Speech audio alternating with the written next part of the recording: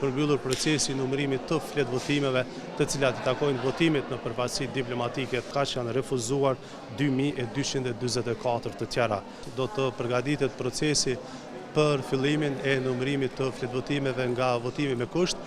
Komisioni Qendror i Zgjedhjeve është në fazën e fundit të numërimit të fletvotimeve. Gjatë ditës së sotme e shtunë është përmbyllur procesi i numërimit të fletvotimeve të cilat i takojnë votimit në përfaqësi diplomatike të Republikës së Kosovës, ndërsa gjatë ditës pritet të përfundojë numërimi i fletvotimeve në qendrën komunale të Prishtinës, që shënon njëkohësisht përfundimin e këtij procesi në të gjitha komunat e vendit, plot 38 sosh, pra të procesit të verifikimit të rezultateve të subjekteve politike nga formularet e plotësuar në vendvotime mbrëmjen e së dielës, si dhe numërimit të votave të kandidatëve për deputet. Në vazhdim të procesit, në qendrën numërimit dhe të rezultateve, kanë mbetur që të numërohen fletvotimet të cilat i takojnë votimit përmes postës, i mundësuar në 23 kutit postare të KSZ-s, pastaj fletvotimet nga votimi me kusht i mundësuar në 52 vendvotime të tilla, si dhe votimi i personave me nevoja të veçanta.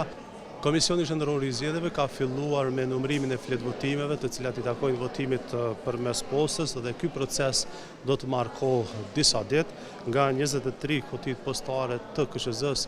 të cilat janë hapur për këtë lloj votimi. KSZ ka tërhequr më shumë se 85.700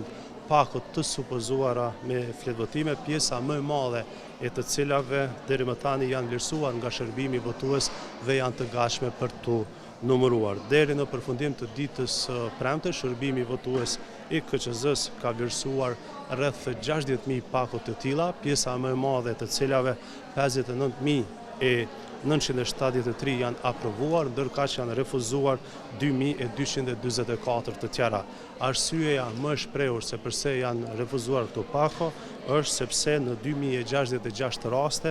mungon dëftesa e regjistrimit, një dokument me të dhëna unike të cilin e pranon aplikuesi apo votuesi në momentin kur regjistrohet si votues jashtë Kosovës.